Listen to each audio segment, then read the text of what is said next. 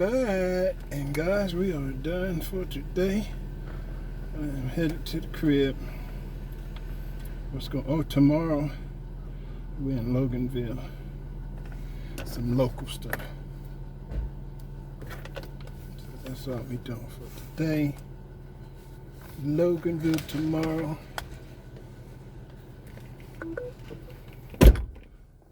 My nail. Chat. Terry. Terry, what's your last name? Terry Souls.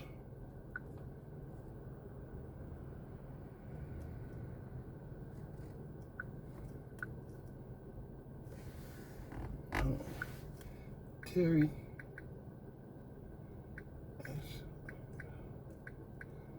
Save. Terry.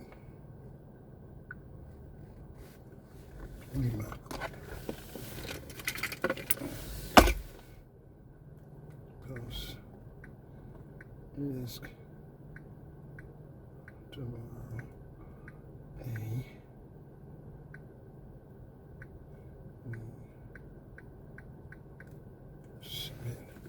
Book my nail.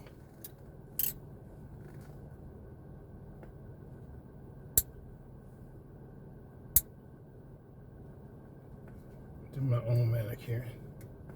All right, guys, we are headed to Loganville, and we are coming from the city of Cartersville. So enjoy. Home.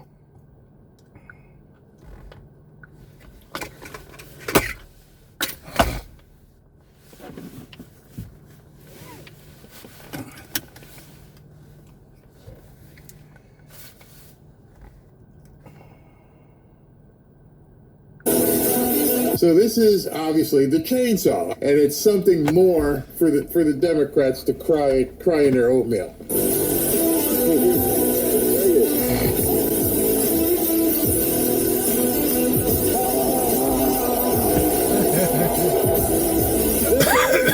The chainsaw for democracy. Chainsaw.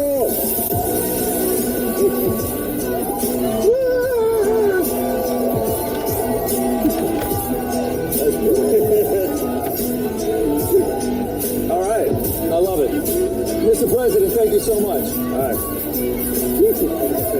This idea that all Republicans, want a guy wielding a chainsaw and just slashing NIH budgets, slashing USAID budgets. There are some of us who are very proud of what George W. Bush did with PEPFAR, saving 25 million lives in Africa, slashing FAA, slashing TSA. I'm sorry, I'll just say it. That's not what a lot of Republicans voted for Donald Trump for. I just think it's important here because Elon said it. As a tech expert, I mean, he called himself a tech assistant or something like that. He's going to be the enforcer of the Trump policies. Okay, we've never had such a thing. He's a huge figure. He's a genius. And he's going to be there. He's not going away. And he's assembled a team of young geniuses to help him out. This is firepower. And I think it is transformative firepower, but I ask you, what do you think? Well, I think they hit it right last night in the sense that it's one thing for a president to give an executive order or even pass legislation and get the thing done through the bureaucracy.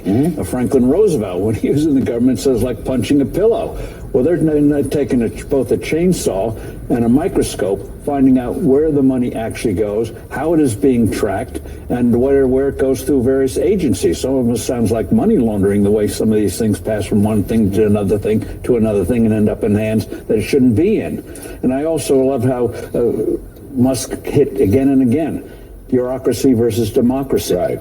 And apropos of your riff, the House Budget Committee came up with this $4.5 trillion number, which is ridiculous since they're in charge of it. How about $6.5 trillion? And get some real rate cuts and take care of this whole blue state thing. You know, there are two tax brackets that hit most people in those blue states, 22 and 24%. Take 4 points off, and you got your virtual deduction and incentivize the economy.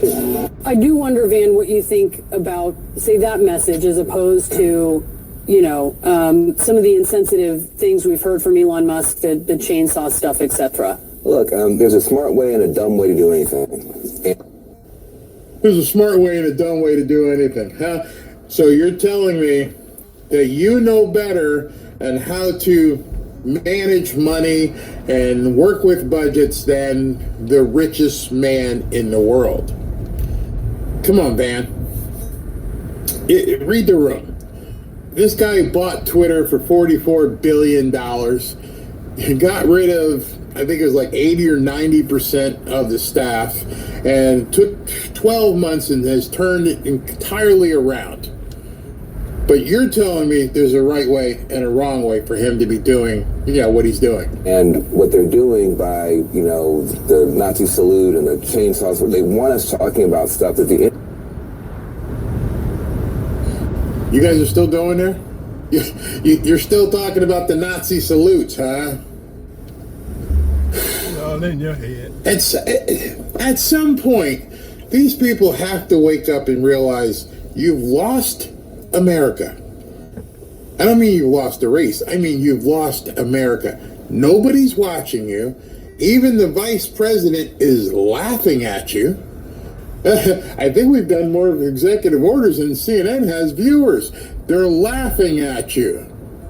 The world is laughing at the mainstream media.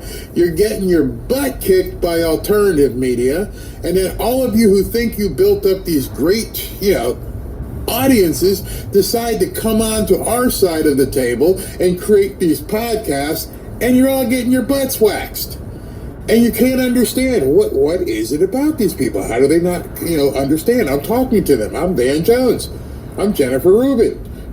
I'm Jim Acosta with my new podcast, and nobody's listening. Don Lemon. What is it? How do you not realize that you've lost America?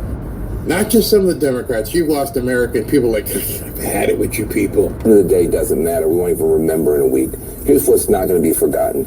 There are veterans right now in the United States that are having a hard time seeing a doctor because there's been so much chaos in our government. There are nurses. There are people who are trying to keep our water safe. People who are trying to make sure our food is being safe. There's complete chaos. And the problem that you have is we're all trust fund babies. We didn't build this country. Our parents built this country. Our grandparents built this country. They put the laws in place. They put the roads on the ground. And we are just squandering it by letting somebody put termites all over the pillars that hold up our society. It's so... Interesting word that Van just used right there. Very interesting word.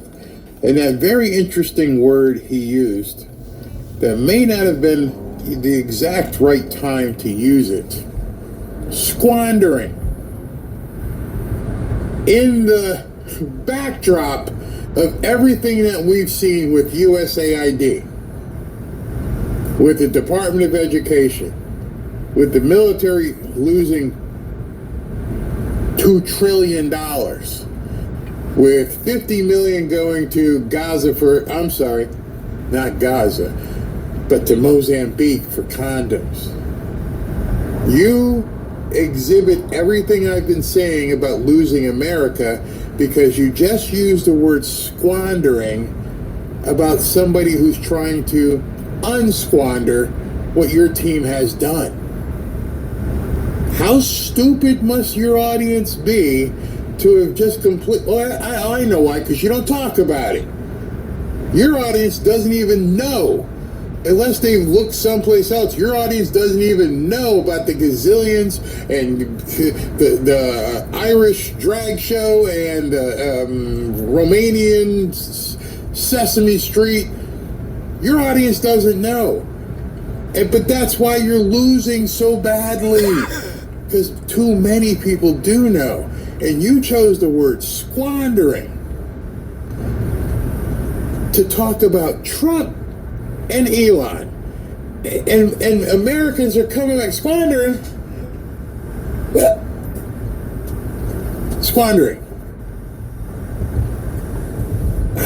If him cutting spending, just let me. I went to college. I think I know what the definition of squandering. if him cutting spending is defined as squandering, what word is it you would use for what you guys were doing for the last 4 years? Oh, I know. Stealing. Easy to say, oh, America's government's terrible. America's government sucks. You go to another country. You come back here and you can't wait to get back to see a country that is run as well as ours. Is there waste, fraud, and abuse? There is in every country. But so we're just supposed to accept it? Is there waste, fraud, and abuse? Yeah, there's in every. Okay.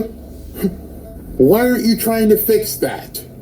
Oh, it's no big deal. Yeah, it always happens. It's just government. Don't worry about it. You cut it with a scalpel.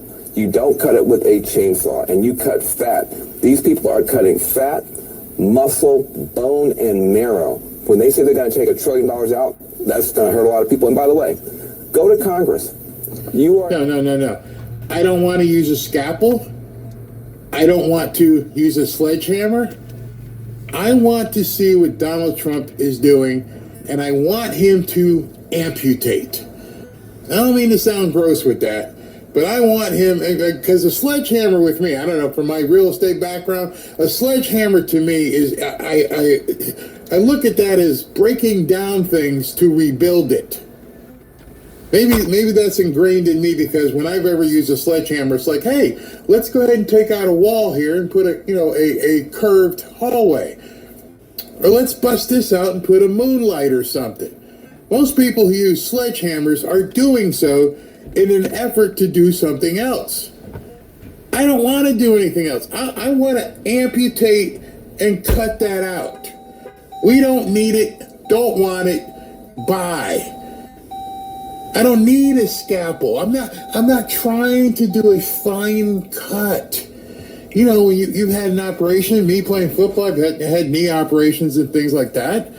And you know, thank God they understood to go in and use the scalpel and see, we got to fix your ligaments and your tendons. Oh, because we have to be careful, because you need to use that knee again. We need to get you healed and back on the field. We don't want that. Done. You're never going to use that again. I got a stub. Yeah, you're never going to use that again. We, as Americans, want, and I'm not trying to offend anybody who's an amputee. I'm just using an analogy. So please, understand, love you. I'm not trying to make light of anybody's physical condition. I'm talking about the action. These people act as like we're just trying to make an incision and fix the area that's bad. And that's not at all what Trump is doing, so that tells me they don't understand. He wants to vaporize these things. And I got some breaking news for you. Breaking. That exemplifies specifically what I was just talking about. This just came out. Breaking. FBI Director Kash Patel, in his first full day, maybe that's why we haven't seen him get sworn in yet, in his first full day, just ordered a major redeployment of FBI agents, which he had talked about. Approximately 1,000 agents from Washington, D.C. will now be moved to field offices nationwide, and 500 more will go to Huntsville, Alabama. Welcome home, boys! You're no longer in the Beltway. You're going down to Alabama.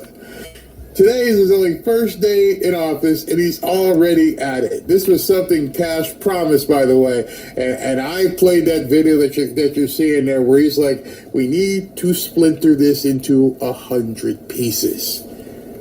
Not X. No, I'm not trying to make the incision. Poof.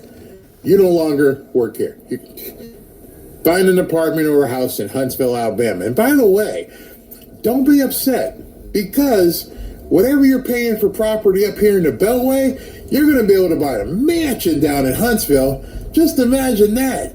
That little 2-bedroom condo you had in Arlington that you're paying $3,500 a month for, guess what? In Huntsville, Alabama, you're going to get about 5,000 square feet. You're going to be the king. So we were talking about Van Jones and complaining about how, he doesn't like the way the chainsaw reference is looking when that's specifically what we want. Things are changing and these people can't figure it out. A Republican president, you have control of the House and the Senate. Go to Congress and let's have a real process. But you want to leave somebody who's doing theatrics and abandoning his own children and having some weird fantasy in front of everybody to be popular. Just do whatever. That's the other problem these people have. Maybe they should get out more in front of people like you guys, because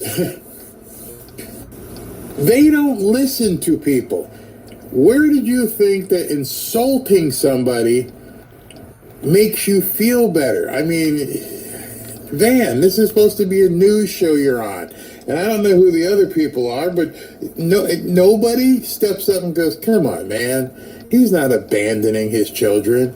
He's got the one child that wants nothing to do with him because of you guys.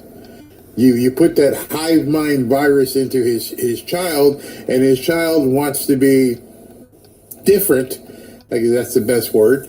But he's got 12 of them. So he's not abandoning them. He's making them. Whatever he wants to do with no oversight, that is anti-American, and it's reckless and it's wrong. Was it anti-American to be sending $50 million to Mozambique? Was it anti-American to be sending money to 90 other countries? Was it American to give Stacey Abrams $20 billion? I don't know. I don't know, but I'm pretty sure you would ask most Americans and they're pissed off. The ones who are paying attention, that is.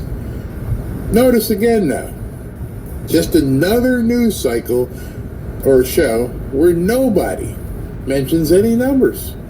In fact, he didn't even mention money going to other countries. He's mad because Elon went to an event and held a chainsaw. Get over yourselves. You won't win. You're not going to win another election until you realize it.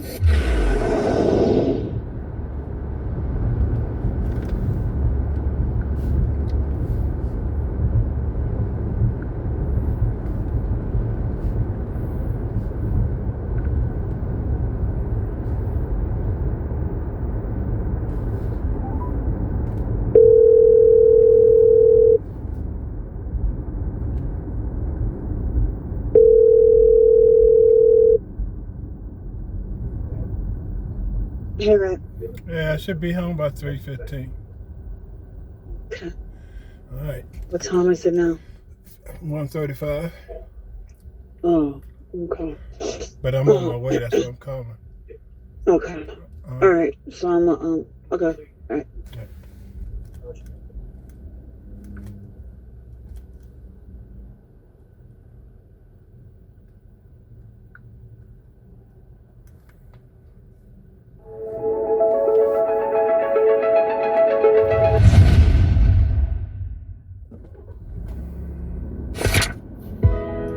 It's here, y'all.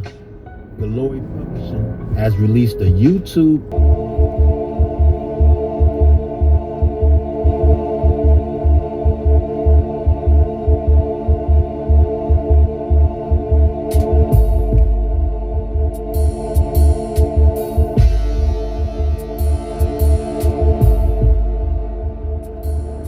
Let me say this right now, right? Now, the R&B group After 7 is probably one of the most underrated singing groups of all time. The song Can't Stop, I'm digging on you, you digging on me, we digging on we, was the jam. Ready or not, Melvin Edmonds set that song off. Look, he said, I give you the sun, the rain, the moon, the stars, and the mountains. You don't hear lyrics like that these days. And you know, Melvin is one of the most underrated singers of all time, and his brothers, Kavon and Babyface. But Melvin's voice, often compared to greats like Sam Cooke, Donny Hathaway, and David Ruffin, the boy was bad, man. He had that soulful, classic, smooth, kind of rough with a lot of emotions attached to it type of voice. Him, Kavon, Keith Mitchell, just After Seven just sounded, and they blended so good together, making up that group, man, After Seven. And Babyface was writing the songs, and then you had L.A. Reid on the production. They couldn't lose. But you know, Melvin did struggle with drug abuse, which did affect the group. And you know, let's get into the story though of Melvin Edmonds and the history of After Seven. Now, Melvin Edmonds was born in Indianapolis, Indiana, and he was the second oldest of 6 sons from his parents, Marvin Edmonds Sr. and Barbara Edmonds. You know, Marvin Jr. was the oldest, then Melvin, he was the second, then Michael, then Kavon, then Kenny, known to the world as Babyface, and then they had another little brother named Derek. Now, growing up, their parents used to play, you know, they played music, gospel music. Their father loved Nat King Cole, but Melvin, Kavon, and Babyface, you know, they were the singers in the family. Melvin, he loved the Temptations, the OJs, Sam Cooke, Stevie Wonder, a lot of the older singers. And according to Babyface, he said Melvin and Kavon had the best voices. Babyface was more like the shy kid who was more into the fashion, and he learned how to play the guitar by playing it upside down because he was left-handed. That's how Babyface learned how to play the guitar. You know, Bobby Womack said the same thing. That's how he learned how to play the guitar, because he was left-handed too. Jimi Hendrix, Kurt Cobain all played the guitar upside down.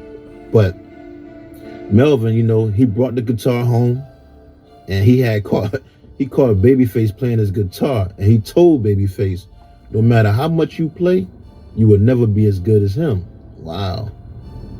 Well, anyway, now, Kavon, growing up, didn't really take singing serious until he got to college. But Melvin was the big brother who they all looked up to because his voice was just so soulful and smooth. He was just so talented. Plus, by the age of 15 years old, Melvin was the lead singer in his own band called Soul Innovations. Now, by the time Melvin turned 19 years old, he was already married and had kids and was working for the car company Chrysler on the assembly line. But you know, he still would sing off and on, but for the most part, he was doing what he had to do to take care of his family. So, you know, years later, when Kavon went to college at Indiana University, he ended up meeting Keith Mitchell. They had took an African-American study class together called IU Soul Review, in which, you know, in that class, they learned music theory, business, and R&B performance and stuff like that. And that's when Kavon and Keith got with Melvin in the summertime on break from college.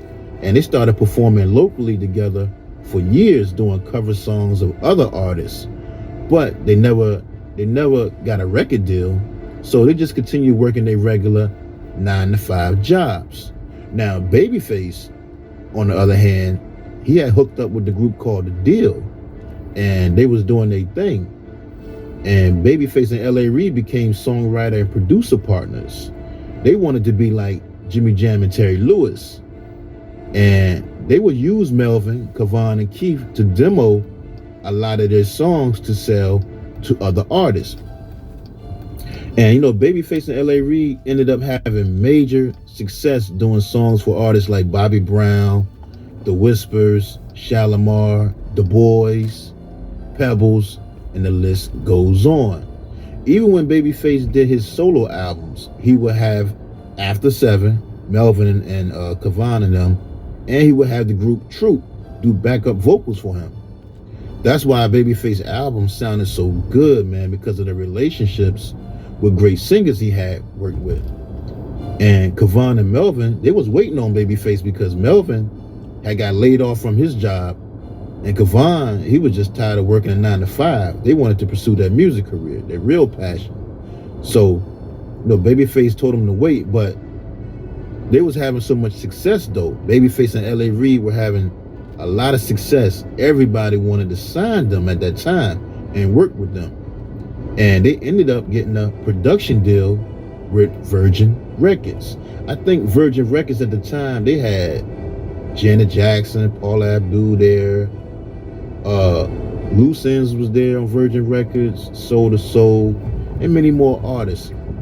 And once they got the production deal, that's when Babyface called home and told his brothers, Melvin and Kavon, he had gotten them a record deal. And he named the group After 7. You know, they was throwing around some other names, but Babyface, he stuck with the After 7 because, you know, after 7 o'clock, anything goes down. Plus, you know, Babyface said he had on his answer machine, After 7, please leave a message. So that's kind of where he got the idea for the name After 7 too.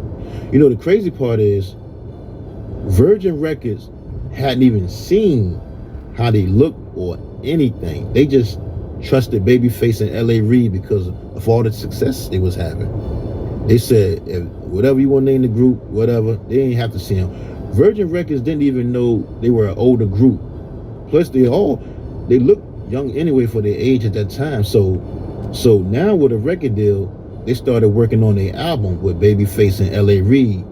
And you can't forget Daryl Simmons, who played a big part on that whole Babyface and L.A. Reid production thing. He's like the silent partner. And on November 27th, 1990, they released their debut self-titled album. And the first single, Heat of the Moment, man, that hit number 5 on the Billboard R&B chart and number 19 on the Billboard Hot 100. It's crazy they picked that song as the first single because it was actually the last song they recorded for the album. But I'm telling you, when they released that single called Ready or Not, man, that hit number 1 on R&B single chart and number 7 on the Billboard Hot 100 and went certified gold. That's my jump right there, that Ready or Not. But then they released a song called Can't Stop. That took them to the top. Can't Stop hit number 6 on the Billboard Hot 100 and also hit number 1 on the R&B single chart and number 25 on the dance charts. And that song also went certified gold. Can't Stop was also nominated for a Grammy in the category of Best R&B Performance by a duo or group, losing to the song I'll Be Good to You by Shaka Khan and Ray Charles that was on the Quincy Jones Back on the Block album. And they had a remix. They had a remix for the Can't Stop. It was the Can't Stop One World remix, which was real big overseas in the UK. And singer Sade at the time said it was her favorite song. You know, what's crazy about this whole After 7 debut album, right? They were supposed to record the song My for this album. But according to Babyface, they never showed up to the studio to record it. Well, I think Kavon and Keith showed up, but Melvin didn't. And you know, they needed Melvin's voice. His sound was the signature of that After 7, so they needed him. So, and you know, that was around the time that the rest of the group kind of noticed something was going on with Melvin, because he wouldn't show up. He'd have the car all day. They say they'd be calling him. He wouldn't call them back. And, you know, according to Kavon in the Unsung documentary, right? He said Melvin used to smoke cocaine and weed together, but nobody seems to ever see him smoking it though. Melvin's son, Jason, said he used to smell it, but he didn't know what it was. Kavon also stated that Melvin, you know, he battled a serious drug addiction, and he had an addictive personality that caused him to self-medicate to relieve the pressure of everyday life. So, you know, when they didn't show up for the My session, that's when Johnny Gill, he just walked in. And, you know, Babyface and L.A. Reid was also working on his album at the time. So, you know, Johnny Gill recorded it.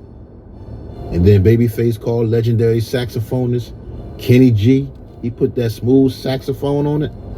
They released it. Number 1 hit on the U.S. R&B chart. And the rest is history. That became Johnny Gill's biggest hit and his career. But, you know, After Seven did do the background vocals, so that's them on the background of My. But can you imagine After Seven singing My? Wow, that would have been crazy. That would have been all on that album. And another song they were supposed to do too was called I'm Ready, which was later recorded by Tevin Campbell. But anyway, After Seven was now on fire in the industry. You know, they won an NAACP Image Award for Best New Male Artist or Group that year. And overall, that album, that debut album, went certified platinum. After that, they were in demand. Everybody wanted to see them. And that's when they connected with Al Heyman. Y'all know Al Heyman, who is still one of the top promoters in the world today. And they went on tour with MC Hammer, Miss Chalet, Troop, and Oaktown 357. Man, I bet that tour was crazy. There was a lot of energy on that tour. Now, in 1991, their label Virgin Records was given the 5 Heartbeats movie soundtrack. And a lot of people don't know that the movie was based on an R&B group called The Dells. And you know, After Seven did the song called Nights Like This, which hit the top 10 on the R&B charts and won the 5 Heartbeats movie an ASCAP award for most performed songs in a motion picture. And it also helped push the soundtrack to certified gold. You know, I always thought, this is what I thought. I always thought that they used Melvin Edmonds' voice for all the singing Eddie King did in the movie, which was played by actor Michael Wright, but it was actually Marvin Jr.'s voice from The Dells. Marvin Jr. now, he's one of the most underrated singers too. That's a bad boy right there. Now, that same year, they went on the road as Whitney Houston's opening act on her I'm Your Baby Tonight world tour. Because you know, Babyface and L.A. Reid produced that whole album for Whitney. That's when Clive Davis, he brought L.A. Reid and Babyface in to give Whitney a more black sound around that time. You know, After Seven also toured with The Whispers, Gladys Knight, Patti LaBelle, Frankie Beverly. I mean, they toured for like 2 years straight. 2 years straight, because everybody used to love to see them perform. They considered themselves a performance singing group. That's what Melvin loved. That's what he loved the most, performing. He hated being in the studio. Then it came time to work on their second album, but you know, this time around they couldn't work with Babyface and L.A. Reid because they had just started their label, LaFace Records. Clive Davis gave them a deal, and you know, they had signed TLC, Tony Braxton. So Babyface and L.A. Reid were just too busy to help work on this second album for After Seven. They also signed Jermaine Jackson, and when Michael Jackson heard that, all of a sudden he wants to work with Babyface now. So they was real busy at the time, from Boys to Men, End of the Road, and everything. So that's when After Seven brought in some other producers and writers like Dallas Austin, and they also worked with Daryl Simmons to work on their next album. And on August 25th, 1992, they released their second album titled Taking My Time. And the single titled Baby I'm For Real, that was my junk right there. Now, that song hit number 5 on the R&B charts. I was a big fan of that song because I was a fan of the original song, which was done by Marvin Gaye's group called The Originals. Marvin Gaye had wrote that song back in 1969 for The Originals, and it hit number 1 on the Billboard Top Black Singles chart and sold over 1 million copies. Baby I'm For Real was a great song, and when Daryl Simmons added and blended the song Natural High by the group Bloodstone to the end of it, just made the song even better. I remember After Seven performed that song live on a TV sitcom show called Out All Night. Y'all remember that show, the TV sitcom Out All Night, with Patti LaBelle, Vivica Fox, Morris Chestnut, and Dwayne Martin? But anyway, Melvin and Kavon went crazy with the vocals on that song. They showed the world they can sing for real. And Keith Mitchell too. His voice was dope on that song too. But that Taking My Time album did have some other hits on there, like Kicking It, Can He Love You Like This, which ended up pushing that album to certified platinum. I love that album. I thought it was a great album. Now, that same year, they also did a song called Not Enough Hours in the Night for the Beverly Hills 90210, the college years soundtrack. In 1993, they recorded a song titled Gonna Love You Right for the soundtrack to the classic movie called Sugar Hill, starring Wesley Snipes. Now, that's a beautiful song right there. That's a classic gangster movie too. That Sugar Hill, but that Gonna Love You Right was my junk though. Melvin and Kavon voices on that song were amazing. After that, they started working on their next album. And on July 18th, 1995, they released their third album titled Reflections. The single called Till You Do Me Right hit number 5 on the Billboard Hot 100 R&B singles and tracks chart and hit number 31 on the US Billboard Hot 100. Now, they all wrote that song together. Babyface, Melvin, Kavon, and I thought it was a beautiful song too. But Babyface was back on board for that album. And that album, Reflections, ended up going certified gold too. After that, the group, they broke up and decided to leave Virgin Records. At the time, they felt the label should have done more for them, like bigger budgets, more promotion, and more money. They just wanted more support from the label on the R&B side of the game. Plus, the music industry was changing and hip-hop was taking over. And they were just frustrated with the treatment from their label, and the money wasn't right. Well, they say Melvin left the group and became a truck driver because, he had a family to take care of. In an interview, according to Kavon, he said Melvin became fed up with the business side of the industry and went back to work as a truck driver. He said Melvin just grew tired of the business because there are no checks and balances or safety nets or protections for you in this business.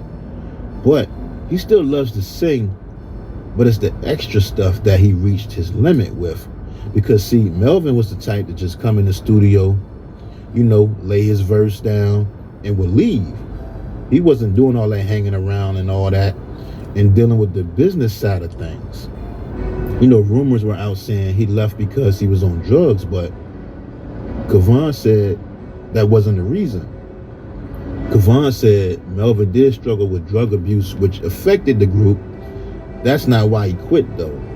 Drugs wasn't the reason why this and that did not happen. But Melvin did wrestle with the drug abuse from time to time. And it was an issue, but it was important to keep their reputation and deliver a solid show and handle the business. But, Virgin Records, they let them out their deal, debt free.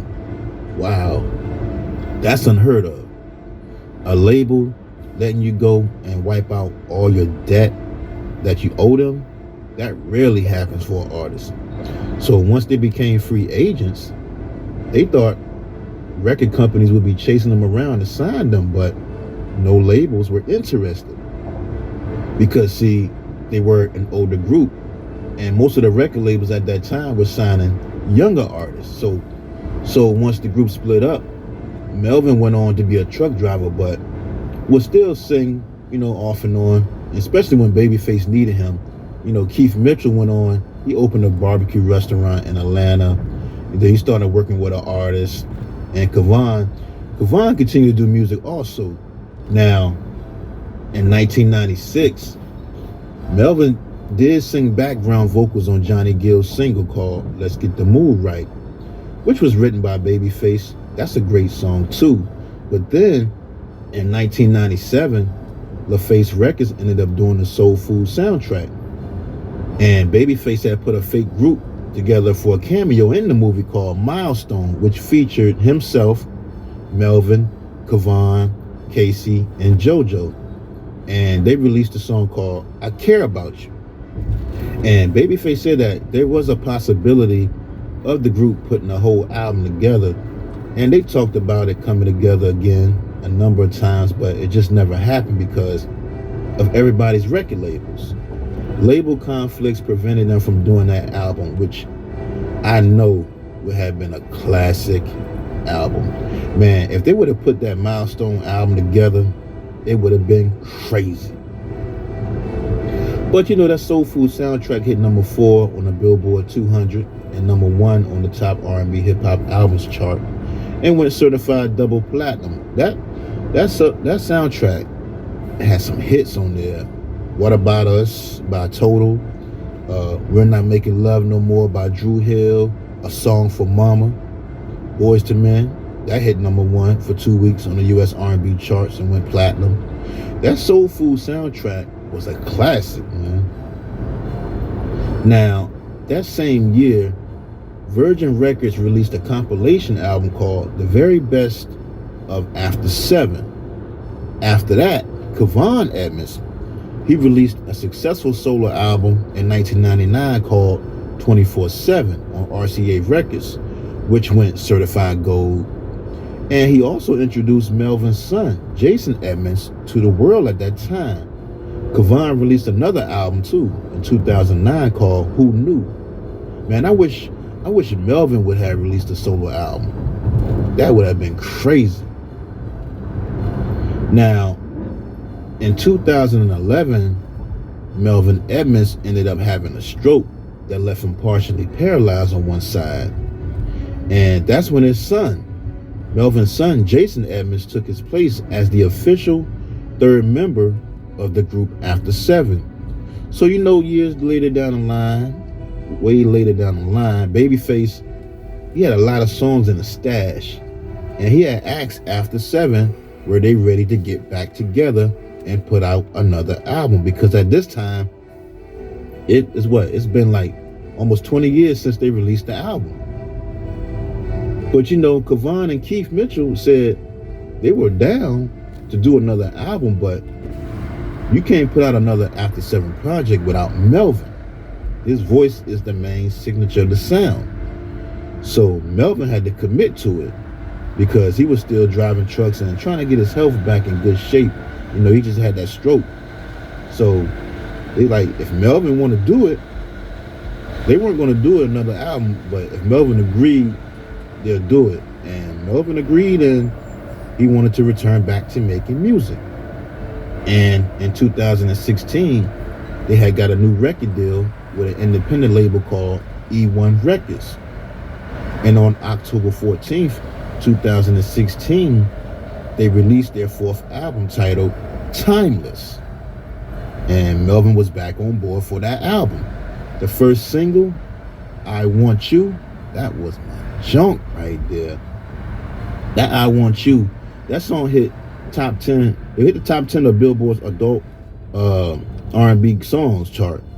I love that song right there, man. That had that smooth feel to it, old school sound to it. That was my junk. They had 2 other songs that made it to the top 10, like Running Out and Let Me Know. And they also did a remake of the 1972 song Bet You by Golly Wow by the group The Stylistics. Stokely Williams from the group Mint Condition was featured on the song called The Day. And you know, more for me, right?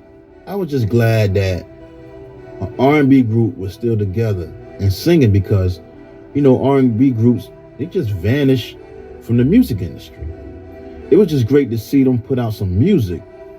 And that album, that Timeless album, had 5 top 10 singles after not having been together since 20 years.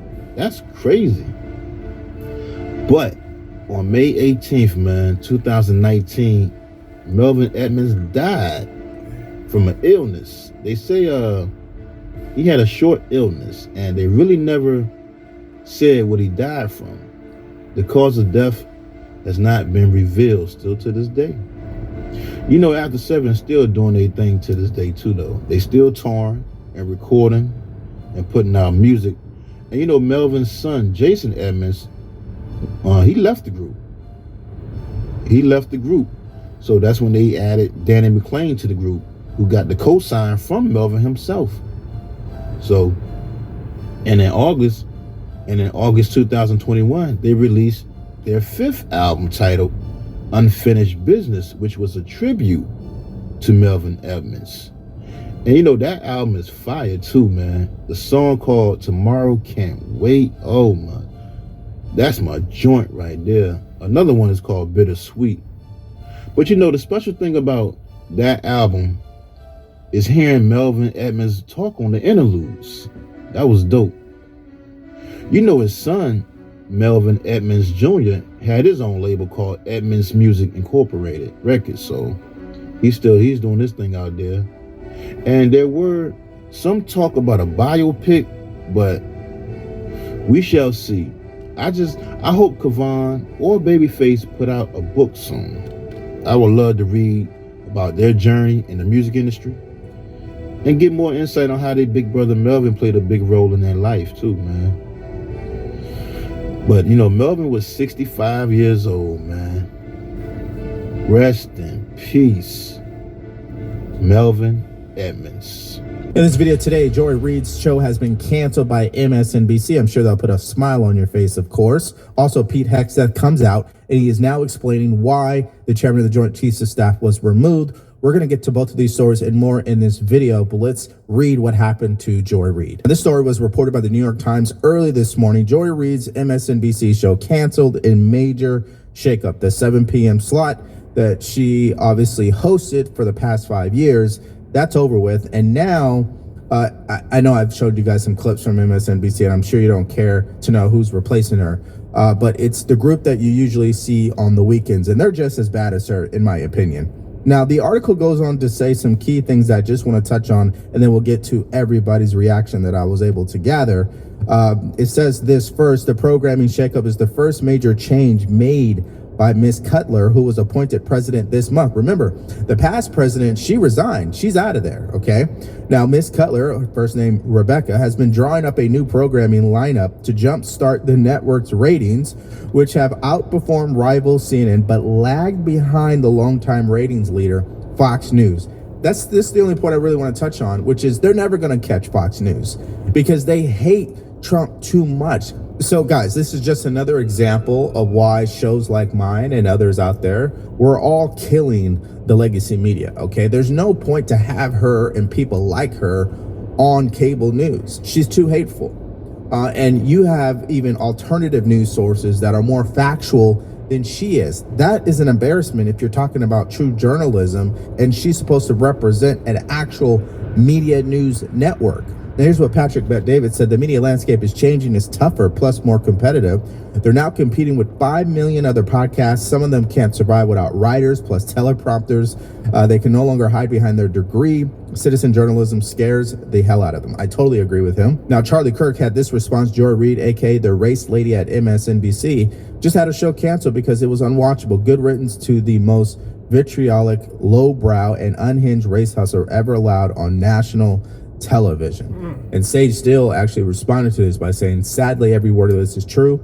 Maybe, just maybe, the days of making money off race baiting and divisiveness are beginning to come to an end. I totally agree with that. And Megyn Kelly brought up a good point here. Remember when Joy Reid laughingly mocked white women tears as pathetic and offensive to her? Who's crying now, Joey? Good riddance to the absolute worst person on television, and shame on NBC for letting it go on this long. Okay, so I'm sure that made you smile this Sunday morning. Now let's move to our next story, which is about the Doge cuts, which is continuing to receive backlash every single day. And so we're going to start with Hakeem Jeffries, because what's interesting is in his mind believes that the Democrats are winning, but Jake Tapper on CNN hits him with the numbers. Watch. We are actually winning in court. The Trump administration is losing. We are partnering on at least 79 different lawsuits that have been brought related to about 35 different illegal or unconstitutional executive orders. And the Trump administration continues to lose in court after court after court. And that effort will, of course, be on. House Republicans They've been on the run. They are feeling the pressure of the fact that their policies are deeply unpopular with the American people. And we've seen that play out this past week all across the country. And Democrats are going to continue to make clear that we will stand against the effort to end Medicaid as we know it, stand against the effort to detonate Social Security or Medicare, certainly stand against the effort to undermine veterans' benefits or nutritional assistance to children and families. So it's certainly true that President Trump's poll numbers are not in a great place, although they're higher than they ever were in his first term. But congressional Republicans polling is about 40%. Congressional Democrats polling is about 20%. So that's an issue for you. Now, again, men lie, women lie, numbers don't, right? So if we look at the approval ratings on the executive branch and then Congress, Donald Trump is still on top. He's at 45%. Now this is just one poll. We know after the election, we really can't trust any of this. Really, it leans left in my own personal opinion. But anyways, he's at 45%. The Republicans are at 40%, and congressional Democrats are at 21%. I just want to harp on that, because the winning that he was actually describing was that of the Trump administration, not the Democrats. And that's why they're more focused on Elon Musk and Doge and not on the fraud they've been uncovering or the cuts that they've been making. And for the people in the back who believe the cuts really don't matter, here is what Senator Mullen had to say in response. Quickly, before I let you go, the national debt is $36 trillion. Doge is only dealing right now with the federal workers, which is only 8% of federal spending, a small fraction of the federal budget. So how do Doge's layoffs actually deal with the debt problem? Take care of your pennies and the dollars will take care of themselves. Every business owner knows that. Within only 4 short weeks, we've already identified over $55 billion of waste and fraud. We're only 4 weeks into a 4-year administration. That is taking care of the pennies and going to get to the dollars. We will get our house back in order. Anybody who's ever paid down debt knows it's a snowball effect. You start with the low-hanging fruit, the easy stuff, and then you work on the hard stuff as you go on. I mean, that's a life lesson in financial literacy, but I guess these people in Congress, don't want to acknowledge it, and we know the media won't acknowledge it either. That's number 2. But number 3, more importantly, it's better to do something than to do nothing at all, especially when you continue to hear what our taxpayers are actually paying for and how inefficient it really is. And for an example, here is Jim Jordan giving us one. Watch. And I grabbed this headline, National Parks in Chaos after today's Washington Post story. Here's the first paragraph. California National Park, the Trump administration fired the only locksmith on staff. Next sentence. He was fired. He was the sole employee with keys and institutional knowledge needed to rescue visitors from locked restrooms. Now, if that isn't, I mean, that's the best you can do. The real question is, how do visitors get locked in restrooms? I mean, this is how ridiculous some of this thing is. So maybe there have been some mistakes made, but I think the intensity and the focus on getting rid of the wasteful spending, the one guy who can unlock people who somehow get locked in a restroom at a national park, this is ridiculous. So the arguments I think you're seeing from the left are pretty darn crazy when you think about, we're spending money for the crazy things of trans comic opera and wherever. I mean, come on. Yeah, so the point that he's making is that some of these jobs, they're really not essential, okay? Some of them actually don't make sense, especially for what we're paying for. And here's the other thing that I'm noticing.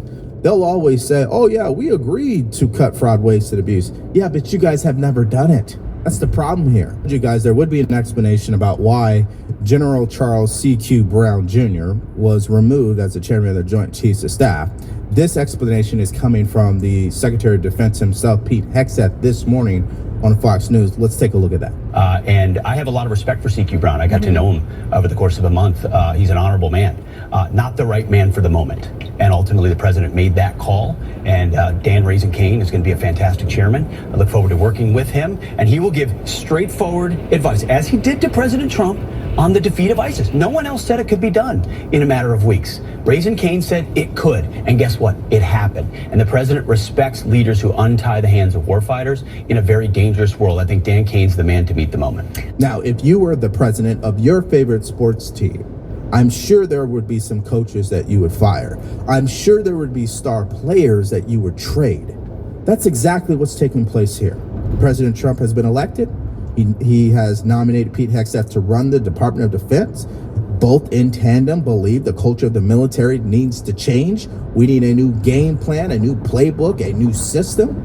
And we got to get the players that fit into that system. It's just that simple. Same thing happens in the private sector. Someone buys a business, sometimes they replace the leadership. But again, the media is going to try to make this a race issue when simply it's just the cost of doing business, in my personal opinion. Now, he also commented on the top Pentagon officials who were also let go over the weekend.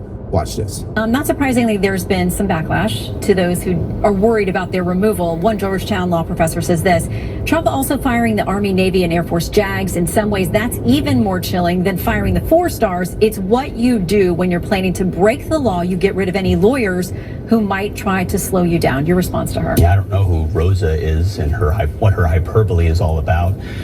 Ultimately, we want lawyers who give sound constitutional advice and don't exist to attempt to be roadblocks to anything that happens in their spots. What we know about these TJAGs, they're called TJAGs inside the military. Traditionally, they've been elected by each other or chosen by each other, which is exactly how it works often with the chairman as well. Small group of insulated officers who perpetuate the status quo. Well, guess what? Status quo hasn't worked very well at the Pentagon. It's time for fresh blood. And for the people on the left who don't like this, who are believing that what Trump is doing is purging military leaders, guys, at the end of the day, he has the authority to do this. That's number one. Number two, we're talking about military leaders who served during a time where DEI became the main priority within the military, and they saw low recruiting numbers. So, I mean, I'm not sad that these people are being booted out of their positions. It's not like they're being dishonorably discharged. They will be okay, all right? I just find it funny how the media is so sympathetic to federal employees, to military personnel who are high-ranking. We're talking about generals. They will be okay. It's part of life. A new administration is coming in. They want to bring in their leadership, so they want to get the old ones out. It's just that simple. Now, here's what Congressman Mike Lawler also had to say about changes at the Pentagon. Bottom line here, to me, is the Department of Defense needed a complete overhaul. President Trump ran on that. He said he was going to provide the Department of Defense an overhaul. We are in the most precarious place since the lead up to World War II, Martha, in large part because of the disastrous foreign policy of the Biden administration, including decisions made at the highest levels of the Pentagon, starting with that disastrous withdrawal in Afghanistan. So the idea that there wouldn't be changes at the Pentagon, that they would somehow be exempt from changes in leadership with a new administration and a new foreign policy, and a Defense Department that is focused on military readiness above all other considerations. I don't know why anybody's surprised by changes at the upper echelon of the Defense Department. They're not exempt from failure or the need for a change in direction. Okay, so all of that really makes sense to me, but what doesn't is this overreaction to President Trump's statements about the Ukrainian President Zelensky, right? And remember, this is in regards to the rare earth minerals agreement that President Trump wants to make, that I would add is probably one of the smartest things the president can do in this particular situation, because what is the return on investment with the amount of money we spent in Ukraine? Can somebody tell me that, please? So here is the opposition to this, of course. Congressman Jim Himes, he believes this is like a mafia takeover. U.S. have some kind of guarantee or return on the billions of taxpayer dollars that have flowed into that conflict. Well, Shannon, I have two problems with that concept. One, it just looks like an episode of The Sopranos, right? Give us your minerals or we're not going to help you fight a bloody butcher. I mean, is this really what we want the greatest country in history to be known for like, some mafia thing? Look, we've always stood with the good guys. We stood with Churchill against Hitler in World War I. We stood with the good guys. Even when we've gotten it wrong in Vietnam, we were standing with the good guys against the Viet Cong. In Iraq, we were going after Saddam Hussein. Now this president is standing siding with the bad guy. He's saying Zelensky is the problem when Zelensky, with very few resources, is trying to stand up for democracy against a totalitarian butcher. Now, what he doesn't understand is, number one, Ukraine claims they haven't received all the money. So what happened to that money? And we're talking about taxpayer money. Number two, we already know there's been plenty of fraud, waste, and abuse that has been well documented with the money that we did give them. Number three, Europe ends up getting their money back. Why can't the U.S. get their money back? Why is it that America should just wastefully spend money, an unlimited amount, just keep it rolling and keep funding an endless war? Now, he won't have an answer to any of that, of course. He's just going to say Putin is bad and we need to keep funding this war. That's not good enough for the American people at this point. We need our money back, or we need a guarantee that we will get our money back, and they will get a guarantee that we will help them with security. I believe that is a fair agreement. And the other person who believes that too is Steve Witkoff. Here's what he had to say. Well, Jake, let me say this with regard to the mineral rights agreement. The president came into office, and lo and behold, what did he find out? That we are the majority share of the aid to Ukraine, so we're funding it, and we were funding it with no arrangement to pay it back. Alternatively, the Europeans, who were most affected by this war, were funding the minority share, and they had agreements to pay it back. So, as is typical of the president, he's very, very sensible. He said to himself, that makes no sense to me. Why would the American public, taxpayers here, be funding the majority share, not get anything back? The Europeans funding the minority share, they get everything back. So this agreement is much about repayment for all that we have done on behalf of the Ukrainian people. Now, of course, I want to provide at least a receipt to back up what he was saying, because there's a lot of, I would say, misinformation on social media, because what you'll see sometimes is Europe has committed more money. Well, Europe is not a country, okay? If you actually looked at the countries, America has committed the most money to Ukraine. We come in at 128 billion. Germany is number 2 with 27 billion, with 27 additional funds committed via the EU. France is at 8 billion. Additional funds to be committed via EU is 23 billion. The United Kingdom's at 29 billion. And I go on and on and on. The point here is America has committed the most money, and we don't have a plan in place to actually get the money back in some shape or form. Now, what's fascinating, just this morning, due to President Trump continuing to call for re-elections in Ukraine, the Ukrainian President Zelensky came out and actually supports that idea. Hear it for yourself. Just got this in. President Trump has called for new elections in Ukraine a moment ago. President Zelensky was asked if he was willing to leave office in exchange for peace. Here's what he said. Yes, I'll start with the latter. If you really need me to leave for the sake of peace, I am ready to do so. So there he is saying that he'd be willing to resign for the sake of peace.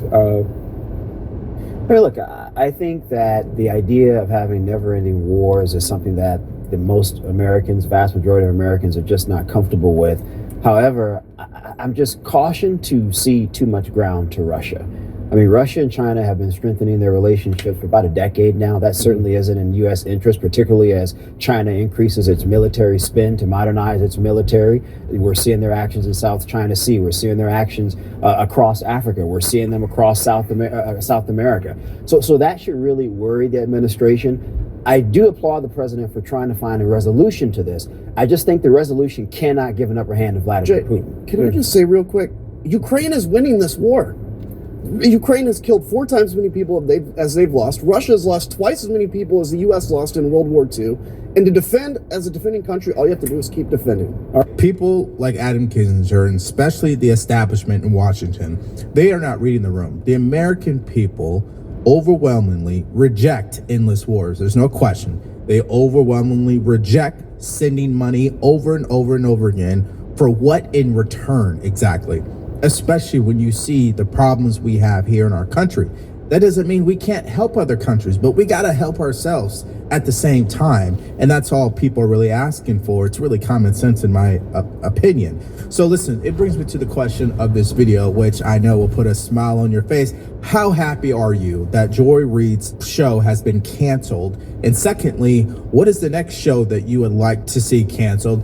And not because you bullying shows, but you believe their product isn't good anymore. Let me know what your thoughts are in the comment section below. Now, yesterday we put up a video talking about the media and how they're continuing to melt down over Doge, but this is a little different.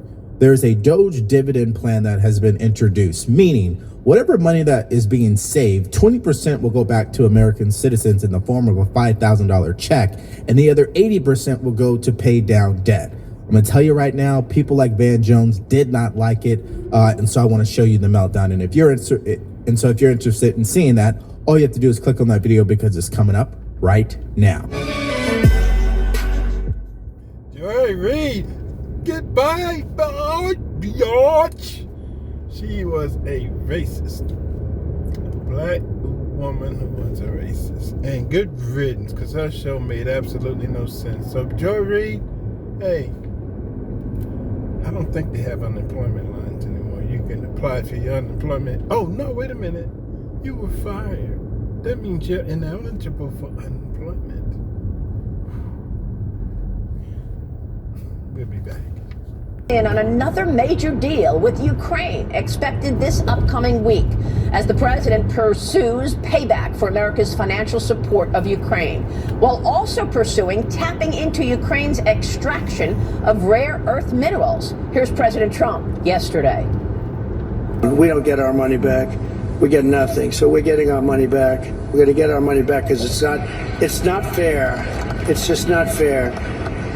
And we will see, but I think we're pretty close to a deal, and we better be close to a deal, because that has been a horrible situation. It would have never happened if I were president.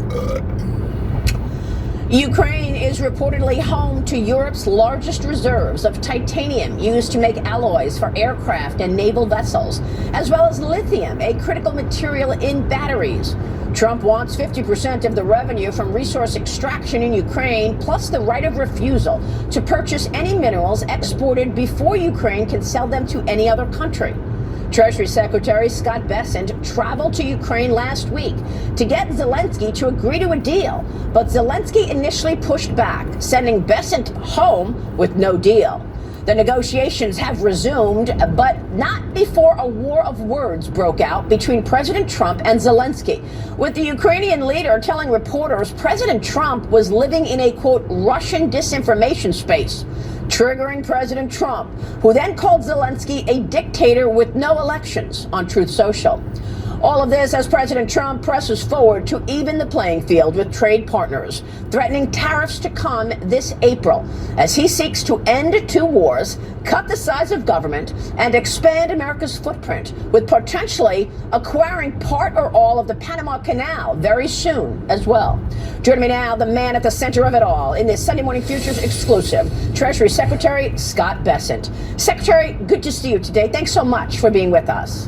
Good morning, Maria. Always good to see you. Can you walk us through the negotiations that you are having right now to tap into not just these rare earth minerals, but also oil in Ukraine? What can you tell us? Where does the deal stand? So, Maria, as you said earlier, I traveled to Kyiv about 10 days ago and met with President Zelensky. And this deal is part of President Trump's long arc negotiating strategy for peace between Ukraine and Russia, and to let the Ukrainians get back to a peaceful existence. So the first part of this is a partnership between Ukraine and the U.S. that involves strategic minerals, energy, and state-owned enterprises, where we set up a partnership, and we are only looking forward. It is a win-win. President Trump, they created this idea himself. It is a win-win. We make money if the Ukrainian people make money, and I believe that with the United States of America, our know-how, our businesses willing to come in and provide capital, that we can accelerate the Ukrainian growth trajectory and take in substantial monies for the U.S. taxpayers and get the Ukrainian economy on a great growth trajectory. Does this deal include security, helping to secure Ukraine? And do you expect Zelensky to sign it? I do expect that President Zelensky will sign. What it does not include is a military guarantee. But what it does include is an implicit guarantee that if the United States of America is heavily invested in the economic future, I call it an economic security guarantee. The more assets that U.S. companies have on the ground, the bigger interest that the U.S. has in the future of Ukrainian economy doing well, the more security it creates for the Ukrainian people, and the higher the return for the U.S. taxpayer. Again, President Trump has structured this win-win deal, and it's unfortunate that after my meeting with President Zelensky,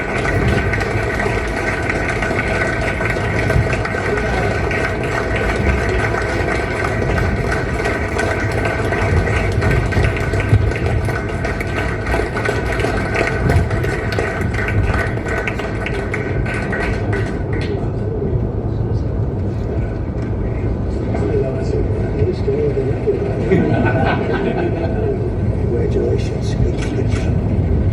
Hi. Welcome, Mr. President. Good, sir.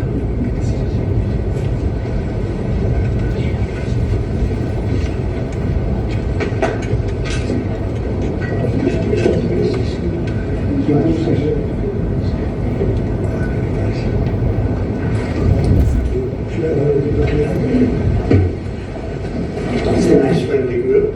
Lovely. Well, we're in a very good mood. We just had the highest poll numbers I've ever had. Ever.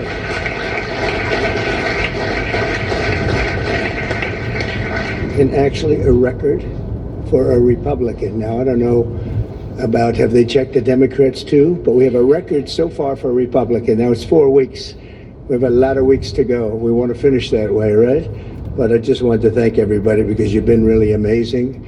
The job you've done has been incredible in terms of this 4-week period. It's been a very somewhat historic 4 weeks, and we have a couple of things in the works. We're negotiating with Russia, Ukraine, trying to get that horrible situation over with. It's terrible.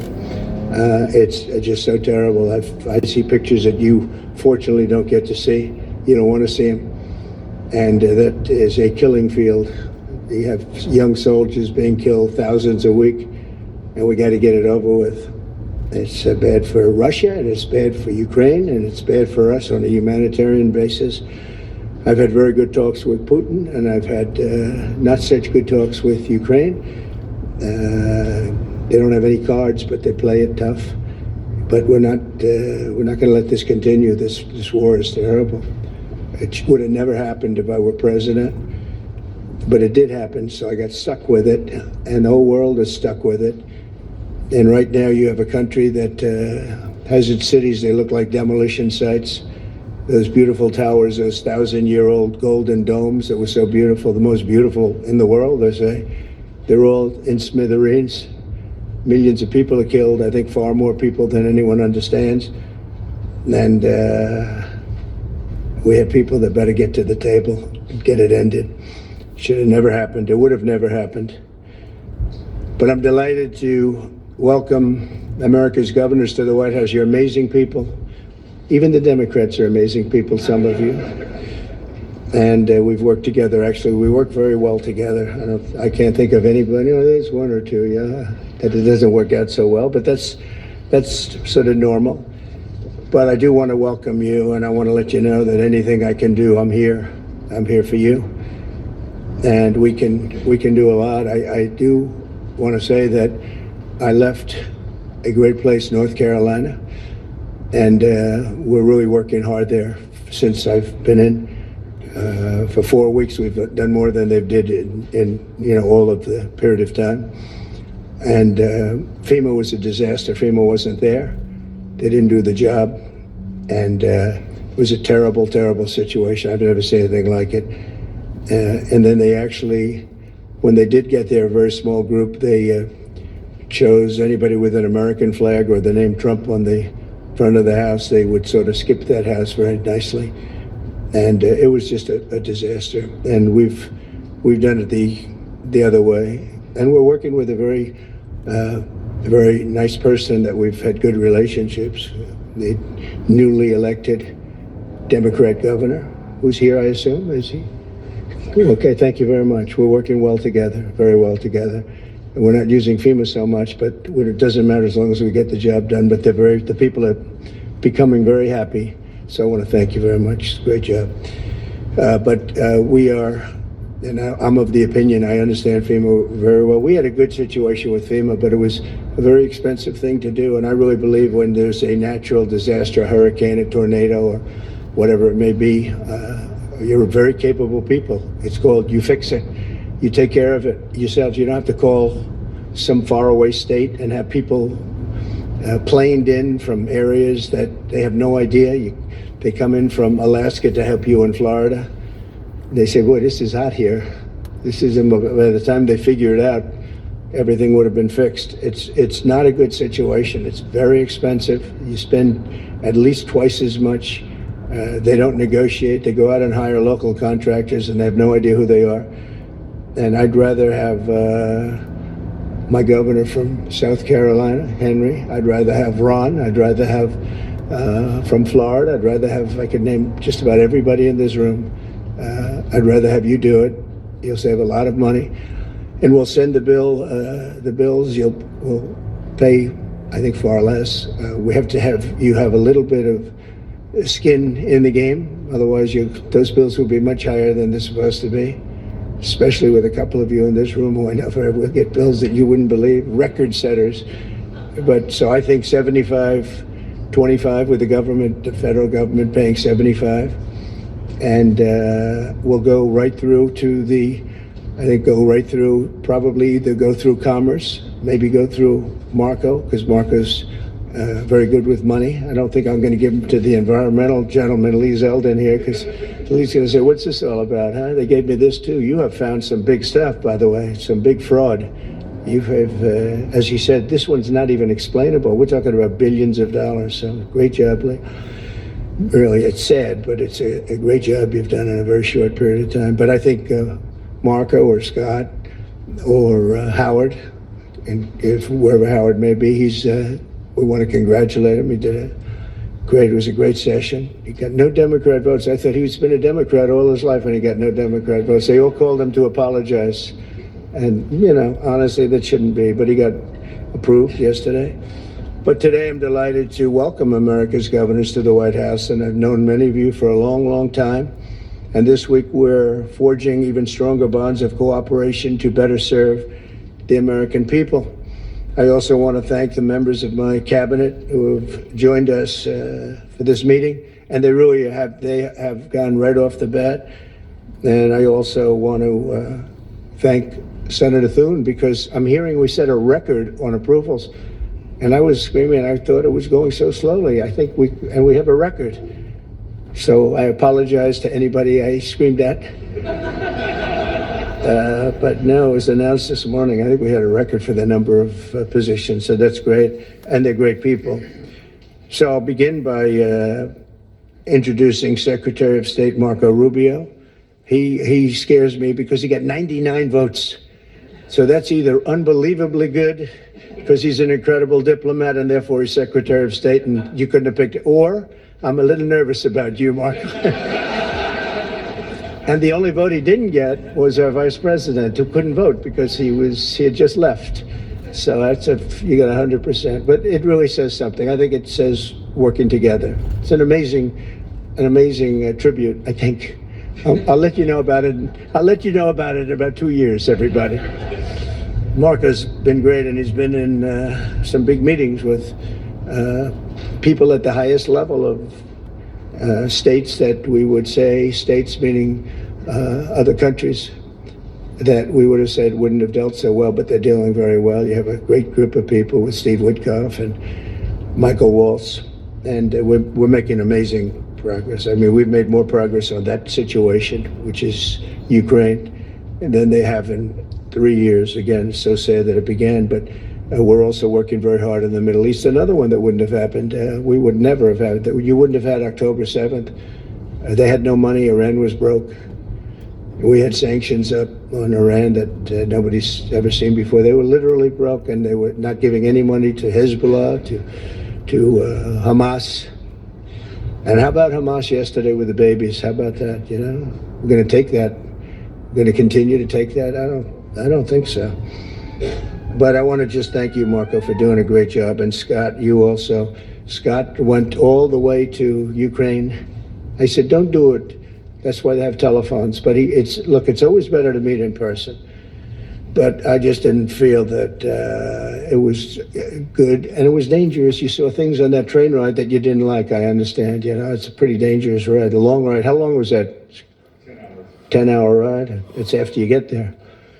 And a very dangerous journey, but he wanted to do it. He's a patriot. He wanted to do it. It's better to do it than it is with a telephone. Always better. I always say much better to meet in person, but that was dangerous. I like him. Therefore, I didn't want him to do it. If I didn't like him, I would have suggested he do it.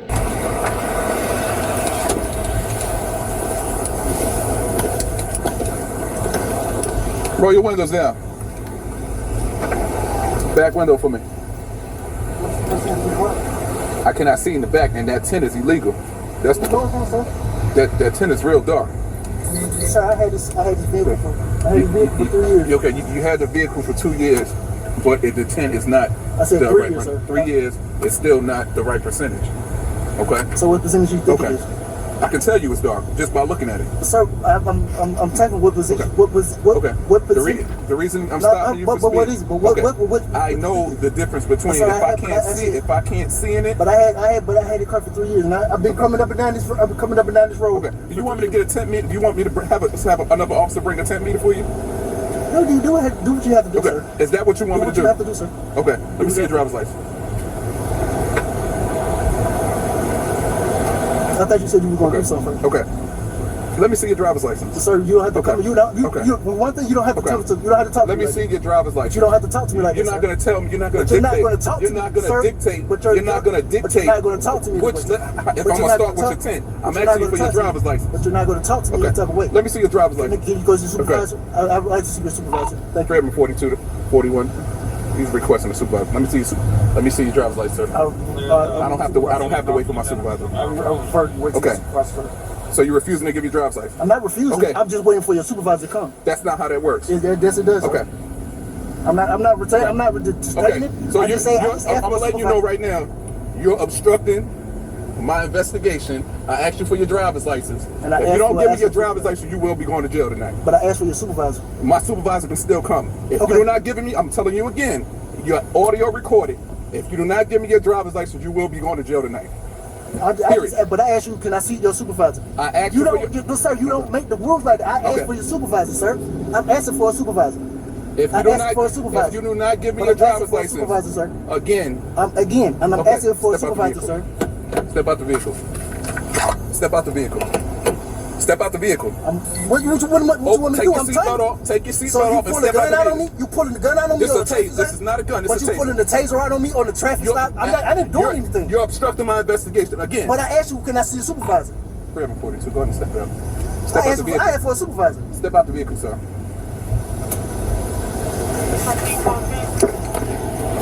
Step out the vehicle. Open up the door. Unlock the door. I did unlock the door, sir. Unlock the door. Unlock the door. Unlock the door. The door is unlocked. Okay. What are you talking about? Step out the vehicle. Don't face me. Face the other way. Place your hands behind your back. Place your hands behind your back. Place your hands behind your back. I'm trying to look for my weapon. Okay. Place your hands behind your back. I'm back in Crow 7 and Route 2. Making it harder than what it gotta be. I'm not making it harder, sir, but I'm just telling you this. You are audio recorded like I told you from the get-go. Sir, you don't have to do this, sir. You didn't have to do it. Grab 42. I got one detained. This is my practice, sir. You speeding 50 plus miles an hour down to 35. Then you worried about a tent that you wasn't going to get a ticket for. Now, I wasn't speeding. I just saw you. You going 30? You know the reason I stopped you? You said it was for speed. No. I did not tell you it was for 10. I said, and it was dark. Roll your windows down.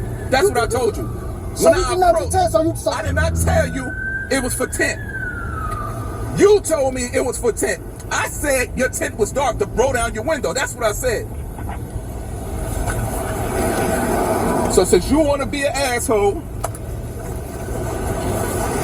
step off this way. What the fuck, man? You're doing way too much. I'm doing it. Sir, man, what are you talking about, man? Did you see this? What are you talking about, man? Okay. My wrist, man. What are you doing, man? I just got off of work and you doing this? I just got off of work, man. Come on, man. He refused to give his driver's license. He didn't want to cooperate. I asked for a supervisor. That's all I'm doing. And I told them to get. That's all I asked for a supervisor. I'm going to still identify who you are. So guess what? If I ask you. Let me explain something to you, buddy. If my officer, no, don't say a word. Let me explain to you. If my officer pulls you over and he asks you for your identification, you are required by law to give him your identification. If you don't, that's obstruction. He's something. Now, if my officer asks you for your identification, that's fine. I was on my way. But if you the way you talk to me, I just say, can I see you? I'm not going to ask you 1,000 times for your driver's license. You're not going to dictate my traffic stop like I told you. And I'm going to say it again. I'm just trying to tell you, bro. All I asked for was your supervisor. Could you wait the way No, I don't have to wait. What part did you not understand? That's fine. You're not listening. I'm not listening. Brother man, you're not listening. Let me try it. So here's the thing, you can ask for a supervisor, but he doesn't have to wait for the supervisor to continue his traffic stop. That's a common misconception that people have, if he doesn't have to stop what he's doing. Miscommunication. I told him the same thing. Well, sir, I apologize. I'm trying to talk to you, Mr. Watts. Mr. Watts, I apologize, sir. I apologize. I thought it was So this is a lesson learned. This is a lesson learned. When you get out of jail, you can. And I even explained this to him. I said, if you do not, it's my girls. I'm going to jail. Yeah, I told you that. Off the rip. Are you a convicted felon, brother? I just got off of work. Come on, dude. Come on, man. Can I come on, step this way. Come on, step this way. Can I come on, girl, man? Come on, man. Let's just get off of work, man. Come on, man. Just get off of work, man. Come on, don't do this to me, man. Please, can I call my girl, man? Please, can I get my car, man? Please, man. Please, can my girl, please. Can I get my vehicle, man? Please. Watch your head, for you already fell over. Please, man, can I get my girl? Please, can I call my girl? Please, don't do this to me. Please don't do this to me, please, man. Please, man. I don't know. Sorry. Do too much. Hey, is he the restaurant owner? I haven't. Yeah, he is. I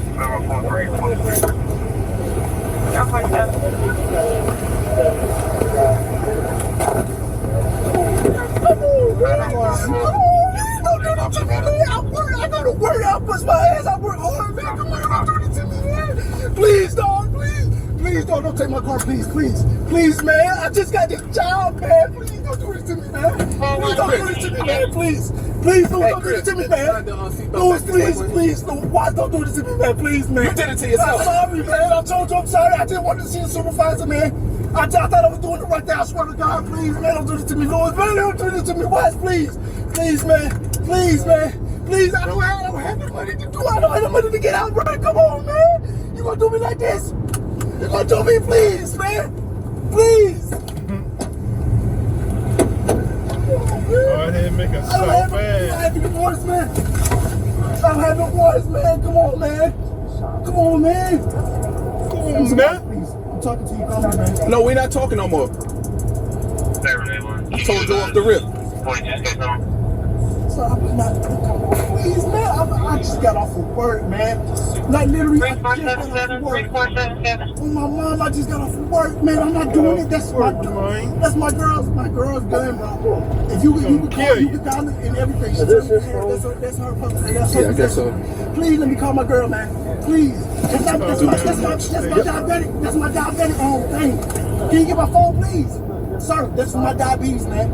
Your phone right there. It's going with you. The phone is going with you. That's not my phone. That's not my phone. That's not the phone, sir. That's for my okay, where's your diabetic phone? Where's the diabetic phone? Where? I just said, you're not listening. I just said the phone is going with you. Okay, the other phone will go with you as well. All right. Hey, Lewis. Look at this tent right here. Is it not dark? So I asked him when I approached, I could not see nothing in the vehicle. I asked him to roll down the window, right? So when I asked him to roll down the window, he starts off mouthing off. I said, sir, let me just see your driver's license.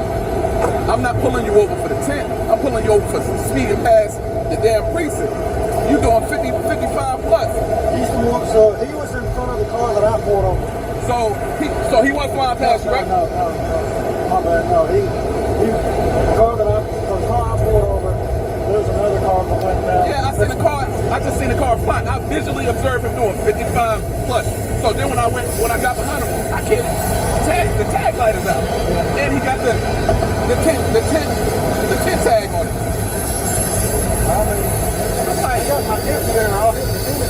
Yeah, can you hear it for me? Because you can hear me saying on the body camera, I said, hey, your tent is kind of dark. I need you to roll down your window.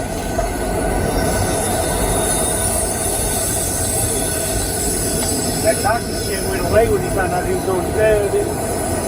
Obstruction? The tag, he was speeding. I can't get him on the speed because I visually observed him shooting 55 plus down the. I mean, you can always do basic rules. Huh? Are you speed detection certified? Yeah, light on. You can do basic rules. Basic rules, you say? Yeah, it's called basic rules. It's basically two fast resistance. Okay. You visually estimate the speed to 55 mile an hour to 35. I'm trying to run this damn gun. It's fine.